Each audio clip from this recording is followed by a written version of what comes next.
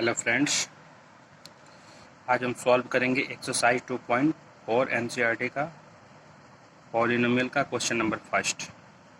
Question number first ये कह रहा है कि ये कोई क्यूबिक पॉलिनोमियल हो गया। ये कोई क्यूबिक पॉलिनोमियल हो गया 2x cube x square minus 5x plus 2। और इस क्यूबिक पॉलिनोमियल्स का इधर में कुछ जीरोस दे रखे हैं। जीरोस यानी इसी क्यूबिक पॉलिनोमियल्स के कुछ एक्स के वैल्यू दे रखे हैं। यानी ये चेक करना है कि ये जो क्यूबिक पॉलिनोमियल्स है इसका जीरोस ये होंगे या नहीं। कौन कौन नंबर दे रखा है, एक 1/2, एक 1 और एक -2। हमने बताया था पहले ही कि अगर 3 डिग्री का पॉलिनोमियल है तो इसके पास टोटल नंबर ऑफ रूट्स 3 होंगे और यहाँ पे कुछ 3 रूट्स भी दे रखे हैं। इसको चेक करना है कि ये जो नंबर दे रखे हैं ये इस क्यूबिक पॉलिनोमियल्स के रूट्स या जीरोस है या नहीं। तो जीरोस का डेफिनेशन आपने पढ़ा था कि कोई भी नंबर हो, एक्स का कोई भी वैल्यू हो, उसको हम किसी भी क्यूबिक पॉलिनोमियल्स का जीरोस तभी बोलेंगे अगर मैं उस एक्स के वैल्यू को क्यूबिक पॉलिनोमियल में पुट करूँ एक्स के जगह पे और उस क्यूबिक पॉलिनोमियल्स को क्या कर दे, जीरो बना दे। यानी हमने ये पढ़ाया था कि unknown value of x max polynomial zero.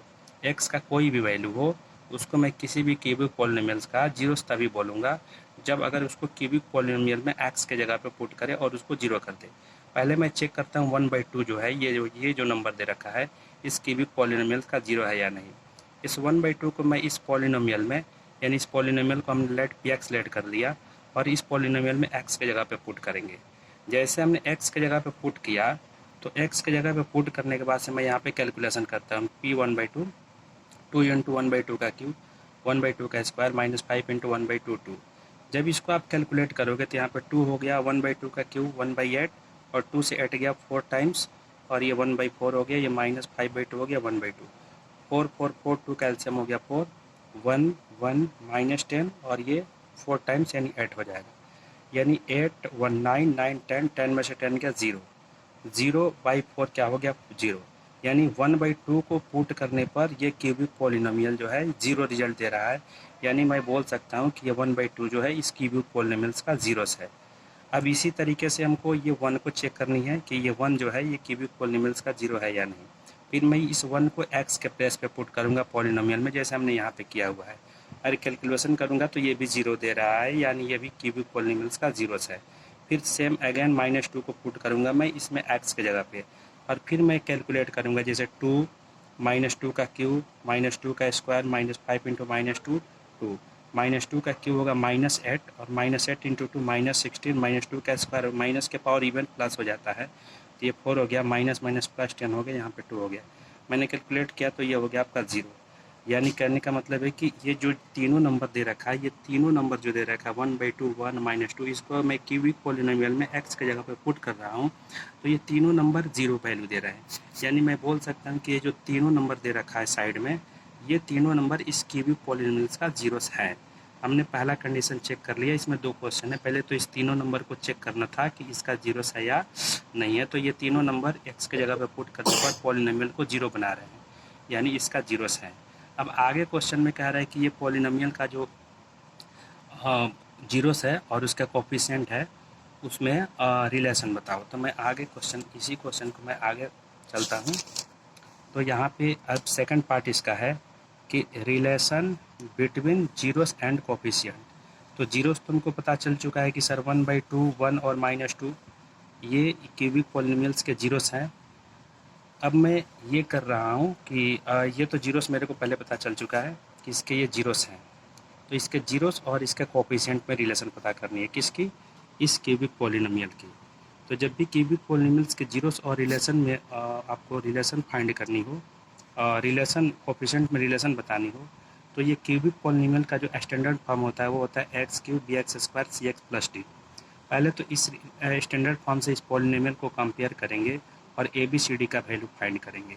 यानी मैंने बताया था x³ का जो कोफिशिएंट होता है, x³ का कोफिशिएंट वो a बनता है, x² का कोफिशिएंट b बनता है, x का कोफिशिएंट यहाँ पे देखो c यानी c का वैल्यू -5 और d के प्लेस पे 2 है।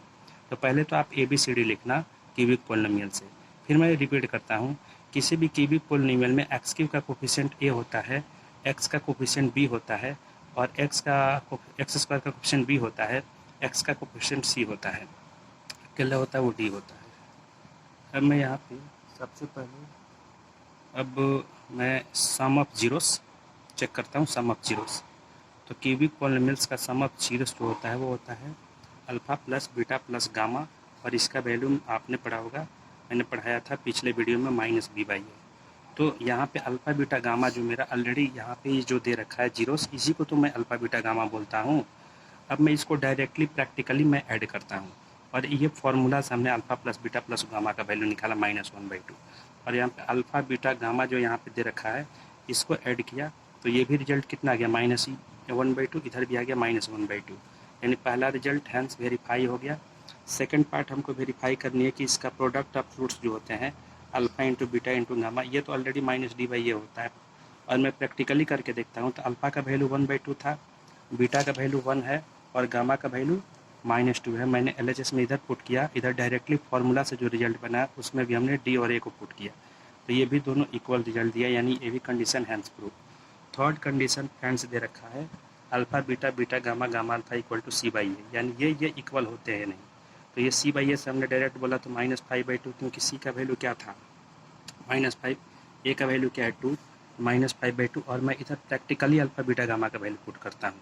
अल्फ़ा का वैल्यू तो यहाँ पे 1/2 1 और -2, क्योंकि यही तो इसके जीरोस हैं, और जीरोस को ही हम क्या बोलते हैं अल्फ़ा बीटा गामा नाम देते हैं। तो यहाँ पे 1/2 1 1 -2 और ये -2 1/2, हमने जब इसको पुट किया यहाँ पे मैं कैलकुलेट करता हूँ 1/2 1 1/2 -2, और यहाँ पे 2 से 2 गया -1, इधर तो -5/2 है। अब यहाँ पे 2 2 कैल्शियम लिया तो 2 आया, तो यहाँ पे आप देखो 2 1 2 यानी 1 होगा, या 1 2 -4 ये 1 -2 फिर -5/2 हो गया। इसको कैलकुलेट किया तो -5/2, इधर भी कैलकुलेट किया तो -5/2, यानी हैंस वेरीफाइड, यानी हमने तीनों कंडीशन को वेरीफाई कर लिया। Thank you.